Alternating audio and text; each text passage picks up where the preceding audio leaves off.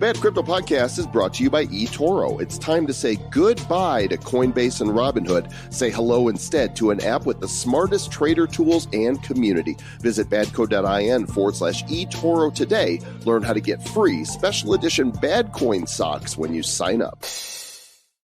What does decentralized governance mean for the future of humanity? How will blockchain upgrade Web 2.0 to Web 3.0? And is Coke really better than Pepsi? Today, we welcome Jeremy Musighi of Immutable Capital to the show to discuss 2 out of 3 of the questions I just asked. He knows quite a bit about blockchains, but we're not sure if he's a soda expert. As for us, well, we're just 2 dudes talking crypto, and we're going off the blockchain for episode number 273 of the Bad Crypto Podcast. 5, 4, 3, 2, 1, 0, ignition. Who's bad? 2 dudes talking crypto. 2 dudes talking crypto. Joel and Travis are just 2 dudes talking crypto. Oh yeah. That's what we be, the 2 dudes talking to cryptos. It's the Bad Crypto Podcast, where we duck go the things so you don't have to. Heard all around the world in more nations than we can count. That's true. We also Bing things. We also Bing things too. Yeah, but we do not Google the things because Google hates us. Yeah. Well, you know what? Maybe they don't hate us as much because we did get our YouTube channel back. Have we announced that? I don't know that we've ever actually announced that we got our YouTube channel back. Oh my gosh, we complained about it for a year and then we don't tell people. So yeah, we got our YouTube channel back. So Bad Crypto Podcast is back on YouTube. They basically evaluated why they banned us and looked at it and said, oops, sorry. Oops. and we still, it's like you look inside our account, we have no copyright dings, no dings against us at all. We have a perfectly wonderful account, but for some odd reason, they didn't like 2 dudes talking crypto back in the crypto bull run originally. So yeah, but we're gonna start doing more videos too, which is fun. We've been playing around. Joel and I were playing around the other day with OBS and learning how to do more high quality videos. So we will be making more videos in the future as well. So go to badco.in/YouTube or go to youtube.com/Bad Crypto Podcast and subscribe to our channel and comment on our stuff. Send us some love. Yeah. And after you're done with that, go to blueshare.io and check them out because they are the show sponsor for this episode. The BlueShare security tokens, known as the BST, provide exposure to a construction business that has 23 years of experience and a pipeline of natural resources in mining and exploration projects. They are the first construction and mining company to offer the shares of their company using Ethereum blockchain smart contracts. They've basically secured mining exploration concessions with a forecasted worth of $4.3 billion US. That's made up of construction aggregates, gold, silver, copper, zinc, and then they're aiming for 27 billion more in possible forthcoming expansion opportunities. So the blue shares are the tokenized underlying equity capital shares of Swiss-based Interprom Mining AG. There's 80 million blue shares available for purchase right now. These token sales started on May 6th, continues for 90 days. If you're a qualified investor, you might want to go check them out. Thanks for sponsoring us, BlueShare, at blueshare.io. A sponsorship does not mean that we are recommending the token. Well, that's what sponsorship means. They're sponsoring the show. I mean, you guys, some of you listen to the end of the show, right? You hear the disclaimer every damn time. It's like are we financial advisors? I am not a financial advisor. Have you taken any classes recently that I am unaware of, Mr. Joel Comm? Are you a financial advisor? I am not certified in advising anybody financially, hardly even myself. I see. But I am a podcast advisor, and I advise that we move on with the show. There are so many buzzwords that are bandied about in the crypto world, and one of those words that we continue to hear about is this notion of decentralization. You know, most of what we have participated in is highly centralized, and there are those who think this is a very bad thing. And I'm amongst those people, as is Mr. Travis Wright, as is Jeremy Musighi, the Chief Investment Officer at Immutable Capital. They're a firm that invests in problem-solving crypto assets, and Jeremy advises leading organizations on implementing blockchain technology. He's been researching and investing in blockchain tech since almost the beginning, 2012, and he educates audiences all over the world on the subject. He's here now. Welcome, Jeremy, to Bad Crypto. Thank you very much. We're glad that you're here in our highly centralized podcast that belongs to myself and Travis Wright. Happy to be here. Yeah, well, let's talk a little bit about this notion of centralization. And when we talk about centralization, what are some of the institutions and organizations that come to mind as examples for those that are encountering this terminology for the first time? Great question. Let's dive into that by just talking about specific examples in our daily lives and how our society basically relies on centralization today. In today's society, we heavily rely on central points of trust in the form of central authorities who we basically appoint to be in charge of making really important decisions, such as people in government.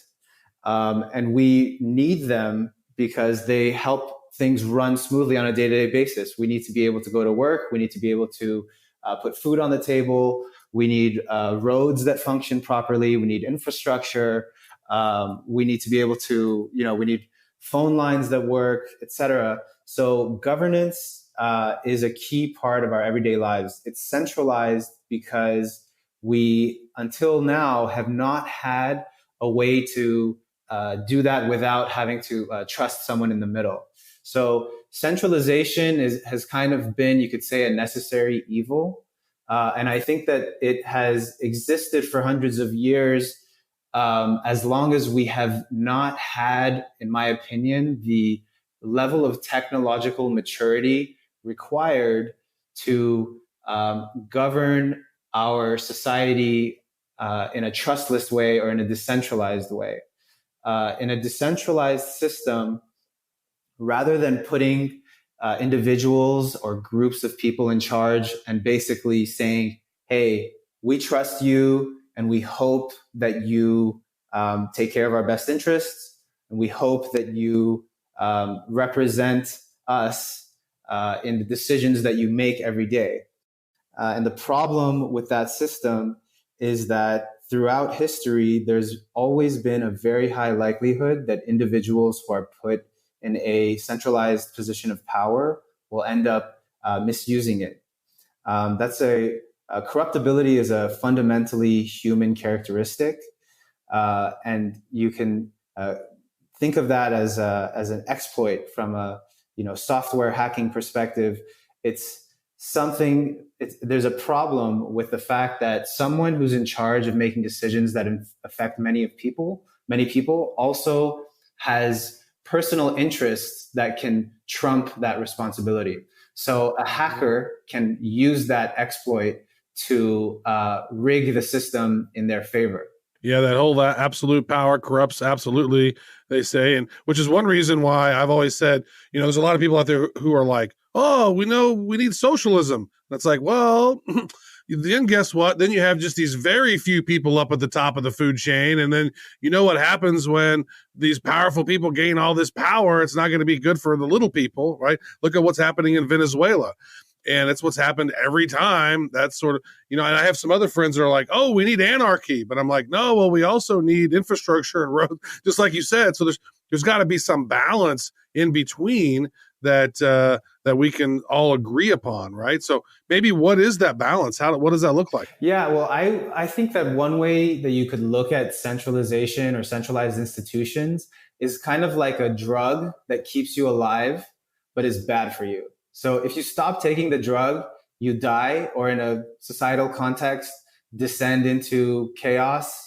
And, we live in a society that is perhaps like just no longer safe.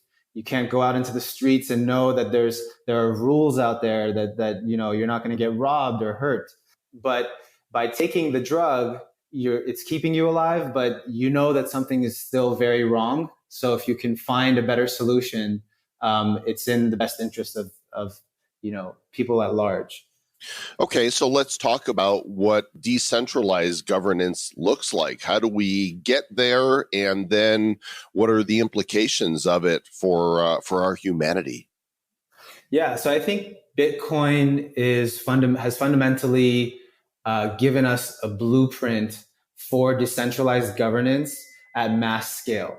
So never in history before Bitcoin have we had a mechanism that would allow huge networks of people. And what is a network, right? There are so many things that we can call a network. Any organization of humans is a network. Like if you're in a Justin Bieber fan club, that's a network. If you are a member of the city of Los Angeles, that's a network. If you live in the United States is a network. Managing or governing a network of people who are each bringing complex needs, desires, capabilities into the mix, and turning that into an organized, harmonious system where people can basically live a good quality life. That is something that is unbelievably valuable to us as a species. So what does that mean? What are the implications of that for the future of humanity? Well, in a decentralized, in a system that is governed in a decentralized manner, we can wean ourselves off of the centralized reliance on people to make decisions for us in a way that can be abused. We can create a society that is more equitable, more transparent, and more democratic. So it's more representative of the needs of the people inside of that society or that network. And I believe that leads to a higher quality of life for everyone inside that network. Now, I think that sounds great. I think another question would be, how do we get to that point without, mass adoption happening? And we got to get to mass adoption before we can get to some of these solutions, I think, because, maybe people don't understand blockchain. They don't understand why it's important. They don't, we've not had that moment like we did with the internet where everybody gets it. When Netscape launched and, everybody could easily access all this content, we've not necessarily had that. So mass adoption, right? So what is it going to take for the public to get there? Yeah. So a few things. First, I would, let's stop and take a look at where we are today. I think that Bitcoin is the blueprint, the initial kind of blueprint that for this path that we can follow. I think that decentralized governance is in its infancy. It's crawling and it's trying to figure out how to get up and walk. And Bitcoin has inspired many different projects to join into the mix and to attempt to solve this crucial problem of decentralized governance in a different way, which is a beautiful thing. And most of those projects are in a very nascent stage. Bitcoin is 10 years old, which is old in crypto terms, but extremely young in compared to any other institutions that we have in the world. So we're totally right now in a stage of trying to figure this out and making amazing progress. And this is a space that moves at such a rapid pace, in large part because of its open, transparent nature. Everything that's being developed is open source. So every new project is basically taking what others have figured out, using that to continue to build and evolve on top of that. Yeah, Bitcoin's only 10, like you said. It's like not even entered puberty yet. If you the difficult years are yet to come for anybody who's had teenagers, watch out when Bitcoin wants to drive, right? This is gonna be really interesting. Yeah, so one of the beautiful things about blockchain is the potential to help those in developing nations, right? Crypto is the promise of a new currency that people can use to avoid, massive fees that are imposed upon them for transferring money, and these banks taking advantage of those that are disadvantaged. So talk a little bit about how adoption of blockchain can help, what we previously called third world countries, now politically correct, we say developing nations. So blockchain right now is proliferating quite rapidly in our society, but it's mostly growing on the enterprise side right now. And that means it's happening mostly outside of public view.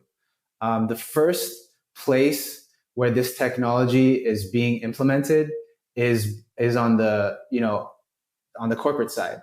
So for example, companies like IBM, Fidelity, Accenture, there's a long list of Fortune 500 companies that have either released some blockchain-based product or service, are working on it actively right now, or are planning on it in the near future.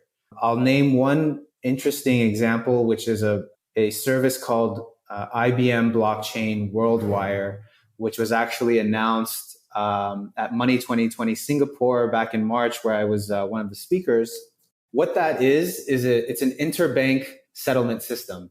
It provides a crypto-based solution for banks in different countries to settle transactions with each other much faster. That is already live, right? So that is going to be changing people's lives like right now, and they're probably going to have no idea that they're using something that has anything to do with blockchain. The banks that have kind of signed up onto that network know, but the individuals who are withdrawing at ATMs or paying each other with checks have no clue. So the point that I'm getting at here is that mass adoption is happening without necessarily requiring mass understanding amongst the general population.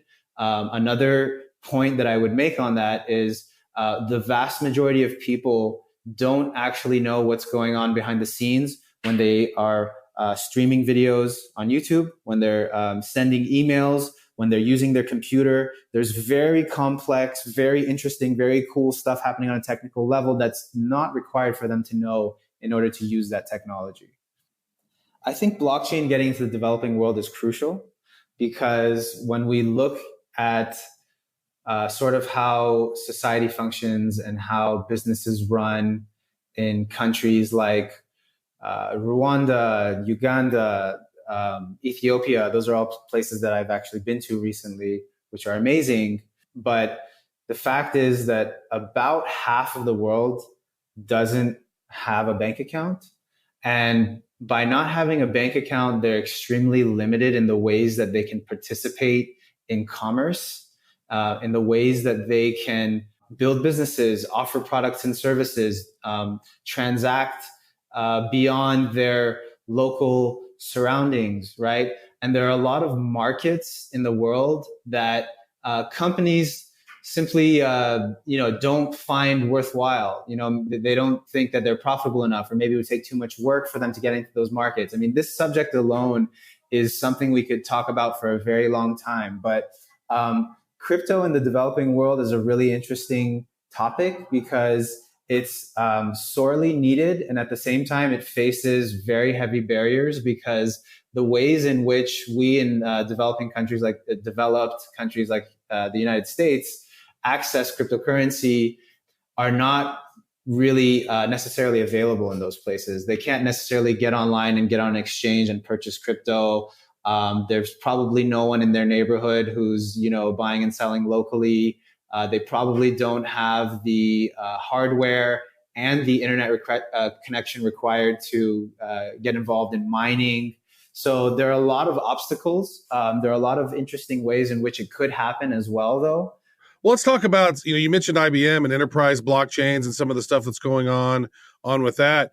What is your perspective, and how are you seeing more and more companies adopting blockchain in their enterprise?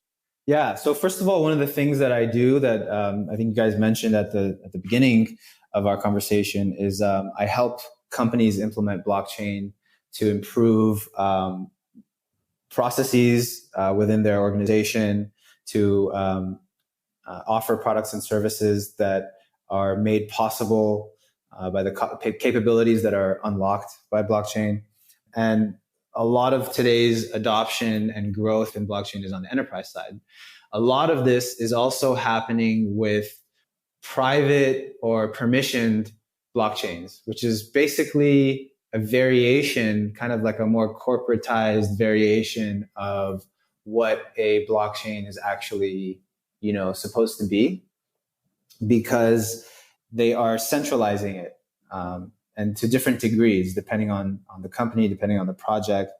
They are using some of the capabilities of blockchain, but they are sort of discarding a lot of the most valuable ones, actually.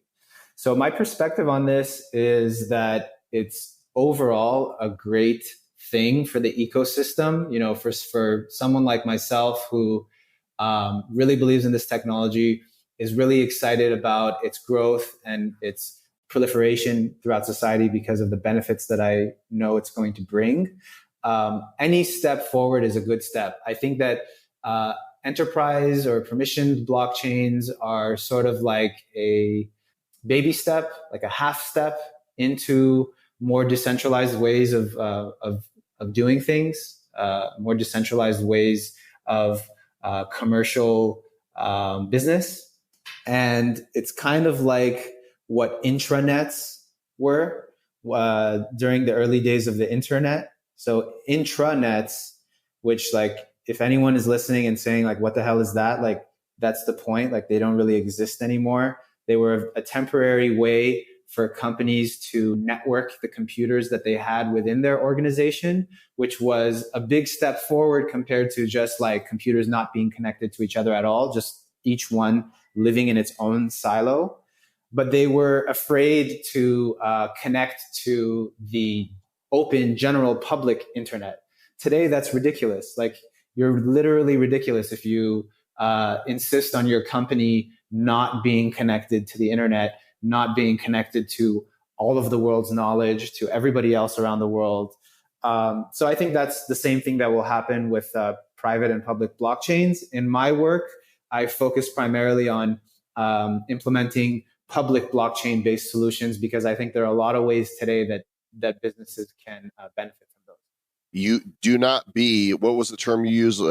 Something ridiculous, literally ridiculous. Do not be literally ridiculous. Okay, so, both Travis and I were there in the beginning, during what was called Web 1.0. And that's really where people just went to sites to read stuff. And then Web 2.0 comes along, and this turns it into a conversation, right? Where there's user generated content that is taking, an equal amount of space along with the content that's being published. And so many say that Web 3.0 is the next move. What does that look like to you, and how do you think blockchain helps move us into that space? Absolutely. I think that you framed that very well. Web 1.0 consisting of mostly like static content. Web 2.0 consisting of, interactive, rich content, interlinking, social media. Web 3.0 is the decentralized web, and very importantly, the verifiable web. So verifiability adds this very valuable layer on top of everything that we do on the internet. I think that something that a lot of people are concerned about, rightfully so today, is, for example, what the hell is going on with my data? Like, how is it being used? I'm using this internet-based service or product, and I mean, I'm told that it functions a certain way, but I don't really know because it's closed source. I don't have any transparency into the claims that are being made, and I have no verifiability. I have no way to verify that how I believe this thing works is how it actually works. I mean, this has bitten us in the ass many times, right? Not only have we trusted companies that were not following good data security standards, and ended up leading to major hacks where a huge percentage of the population was affected, including myself, by some of these big time hacks where personal data was stolen, passwords, etc. So the Web 3.0, what is it? It's more transparent, it's more safe, and it's more honest. It is a place where I think competition can happen in a more open way. And all of those things contribute to a better experience for the end user. I would say that decentralized internet is going to, I think you're spot on with some of that. What do you think about, for example, Facebook and some of these other sites that are out there, Twitter and whatnot, and YouTube, that are kind of depersoning people, deplatforming them because they don't like their opinions, and so they just kicking them off of their website. Are those websites? Are those, tech behemoths, are they going to be relevant in Web 3.0, or are these decentralized platforms going to usurp their power? Well, I think they are mostly very well aware that if they don't adapt and adopt blockchain technology, that they would become irrelevant and go extinct. So much has been hyped about Facebook entering the blockchain crypto world. They announced global coin recently. So I know Jack Dorsey, founder of Twitter, is a huge proponent of blockchain and Bitcoin in particular, and has been working on stuff in that realm. So I think that, but they don't have the spirit. They don't have the spirit of blockchain because it's sort of open, and and now they're sort of closing it down. And so, I know that Dorsey, he likes Bitcoin, but he doesn't like free speech. And I know that Zuckerberg, he likes crypto. He wants to have his own crypto to sort of rule over the Facebook ecosystem, but he doesn't like free speech either. So it's I think that one of my thoughts is that it's potentially that this global coin by Facebook could raise awareness so much about crypto and decentralization that it could become Facebook's demise. It could. We'll see what happens. I think that, like I said, every step forward for this ecosystem is a positive thing. So in the end, the most open networks will win. That has proven true throughout history. As everything that we, as a society, all the institutions that we've relied on have become more and more decentralized. I mean, decentralization did not start with Bitcoin. Bitcoin is just like a major breakthrough, kind of like an accelerator in the process of decentralization that's been happening for a very long time, since the printing press was invented. So I think that, yeah, you're right. I think a lot of these companies are trying to adapt, but they're still stuck in the old way of thinking, in sort of the old closed centralized way of thinking. And that probably would lead to their demise if they don't put themselves in a position to participate in the new open, decentralized way that things will work. Well, Jeremy, I'm wondering what you think of some of these tokens that arguably are centralized. The number 3 token in CoinMarketCap is XRP, right? Highly centralized. Number 5 is EOS, which I really like. But if you look at it, it's a very small minority of, stakeholders that are involved. And so what are your thoughts on some of these larger cryptos that are fairly centralized? Yeah, I think it's a very similar thing where you've got teams who are half foot in, half foot out of the true meaning of decentralization and blockchain. I think that on EOS, people today recognize that there are performance benefits to a network that is essentially centralized, but in the long term, I don't see that really making it very far. I think that XRP is not even really actually a cryptocurrency. It's sort of more along the lines of owning stock in Ripple Corporation. Today, we live in a world where there's a massive lack of understanding of what cryptocurrency is, what it's for, what it's about, what blockchain technology is. Instead of understanding, we have a lot of hype. So hype enables projects that don't really have a place in the long-term scheme of things to appreciate in the short term and to experience these bubble-like growth. But I don't really, see those going very far. All right, let's get to a fun question here, because everyone likes predictions. Everybody, opinions, as I said, everybody has an opinion about something. So, the price of Bitcoin over the next few years. I mean, what do you think? I mean, some people are talking some of these astronomical numbers, right?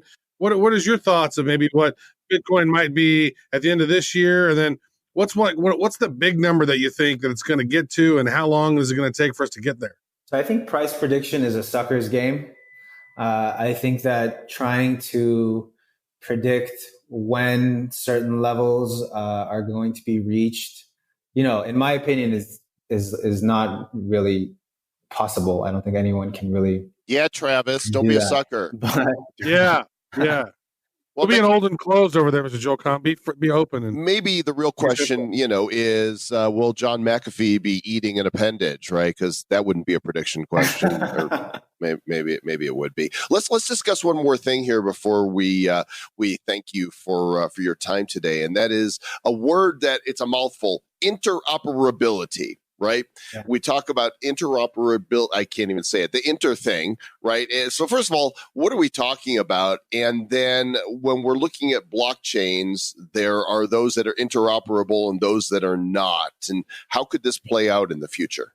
It can play out in multiple ways. I think interoperability is crucial one way or another. I'll define what it is first. It is what enables a blockchain network to connect and communicate with other blockchain networks. So if you think about the various services that you use, like your bank and your, let's say you have your bank account and you have your trading account, for example, and they connect to each other often through what's called an API. And those two systems being able to communicate with each other directly really makes things easier for you. And this is just like a minuscule example that just like randomly, but the point is that for blockchain to really excel in the future, for us to feel comfortable as a society using blockchain-based solutions, and for those solutions to be significantly better than the centralized solutions that we use today, they need to be able to communicate with each other because that really amplifies the value that they can deliver. So how interoperability will happen in the future is going to be an interesting thing to observe and watch. Two ways that it could go.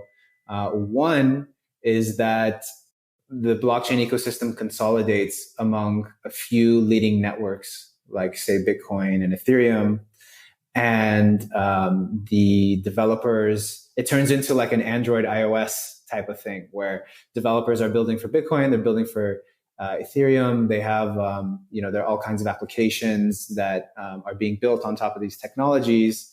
And those applications are inherently interoperable because they speak the same language, because they're built on the same layer one protocol technology, being Bitcoin or Ethereum in this example. Another way that this could play out is that, and I think it's very likely, that we have many different blockchains for many different use cases.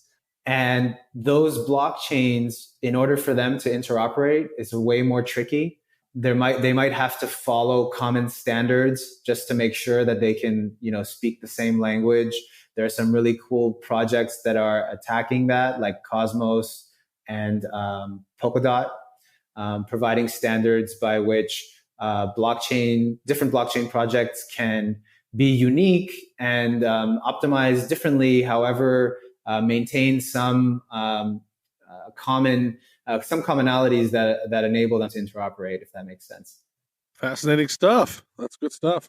Well, Jeremy, we appreciate your time and your perspective. The website immutable.capital, where it says the revolution will not be centralized, and their goal is to accelerate humanity's path to a decentralized future. Jeremy Musighi, thanks so much. Thank you very much, Joel and Travis. It's been fun chatting with you guys. Yes, thank you so much to Jeremy for coming on and chatting about all things blockchain. Very good. And you know what? There's some cool stuff going on with Badcoin, Mr. Joel Kahn. Should we do a quick Badcoin update? I think we should. I think it's really cool because we had somebody on Telegram building the bad. Wait, can Okay. I play the Bad Coin Stinger music? Okay, go ahead. Yeah. Here we go. Let's see. I'm going to try this one. It's actually Bad Boys of Tech Stinger music, but that's it. We're going to use it. Okay. So what's the news, Travis? That's good. Yeah, someone on Telegram, his name's The Voice on Telegram, has created the Bad Tipper bot. So now people can tip in bad coin. How great is that? That's pretty cool. Is that live? Because I know that he was talking about putting it on very close to being live. Very close to being live. I think that's really cool. People are building stuff for it. I think that's a good sign of a healthy ecosystem. And we're having other additional conversations. Hopefully, maybe we'll get on some exchanges. I know that we're working on getting the foundation squared away for Bad Coin and having fun with that. So if you decided to mine or haven't mined yet, go to badcoin.net and click on the thing that says how to mine, download your wallet and start mining. And the people who mine sooner are the ones that are getting more of the tokens, by the way. Yeah, that's true. We've also been reached out to from an organization, a company that wants to help merchants accept Bad Coin as crypto payments. And so once we've told them, sure, integrate away. Again, this is open source. We don't own it. And so there are people that are trying to get it listed on exchanges. That's, we're not doing it. Others are doing it. There are people that are developing tools. There are people that are coming to us and saying, hey, we want to do this. And we're like, it's open source. You could do whatever you want to do with it. You could fork it 1,000 times over if you want to. We can't control that because it's open source, but we will keep you posted when somebody in the community does develop or integrate in some way.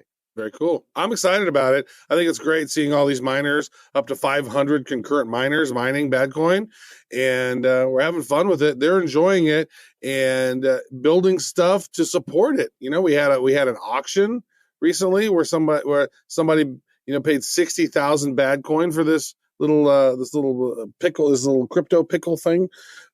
Pickle, what was it? A pickle cactus pickle.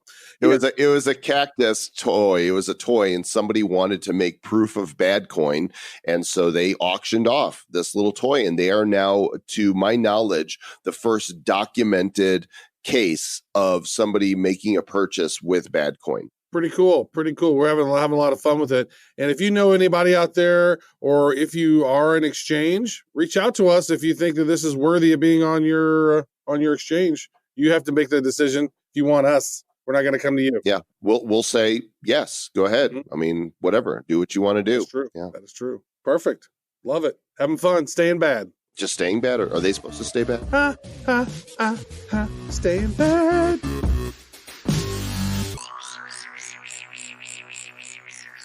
Who's bad? The Bad Crypto Podcast is a production of Bad Crypto LLC. The content of the show, the videos, and the website is provided for educational, informational, and entertainment purposes only. It's not intended to be and does not constitute financial, investment, or trading advice of any kind. You shouldn't make any decisions as to finances, investing, trading, or anything else based on this information without undertaking independent due diligence and consultation with a professional financial advisor. Please understand that the trading of Bitcoins and alternative cryptocurrencies have potential risks involved. Anyone wishing to invest in any of the currencies or tokens mentioned on this podcast should first seek their own independent professional financial advisor.